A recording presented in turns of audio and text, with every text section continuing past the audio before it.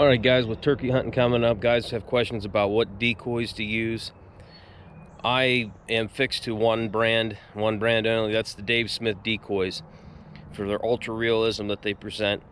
And I've seen turkeys come in on a full boat run just to get inside the decoy pattern. So this is why I use them. I've used different decoys. I've used from the old foam ones to the blow-up doll ones, and I've compared these to the Avian X's, and the realism on these is just something to behold. So here's what a pattern looks like with this type of breeding pair. You got the lay down hen with this gobbler on top, and they provide you with string and so forth and give some motion to this decoy. And last year this brought the turkey in. A little bit of motion just makes them lose their mind.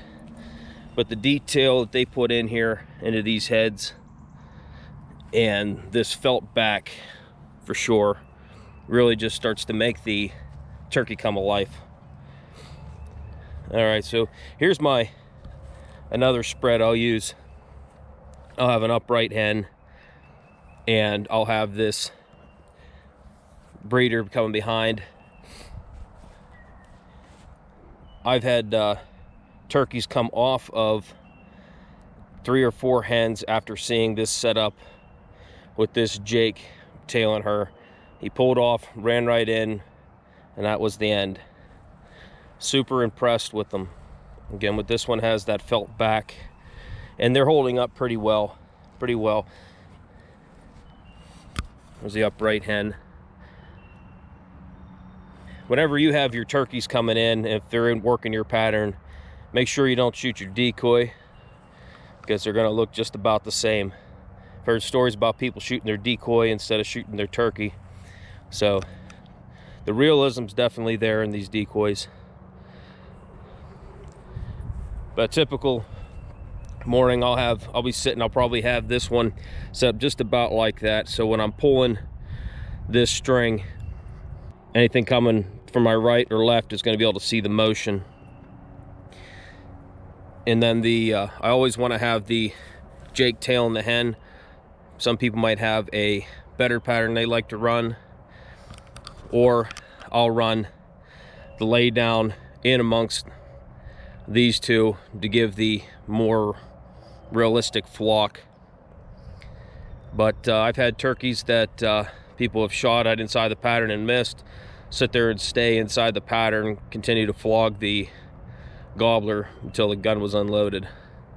So DSD decoys, they are expensive by all means, but if you shoot one of these, it's still going to maintain its shape. It's not going to deflate, it's not going to put a hole through it.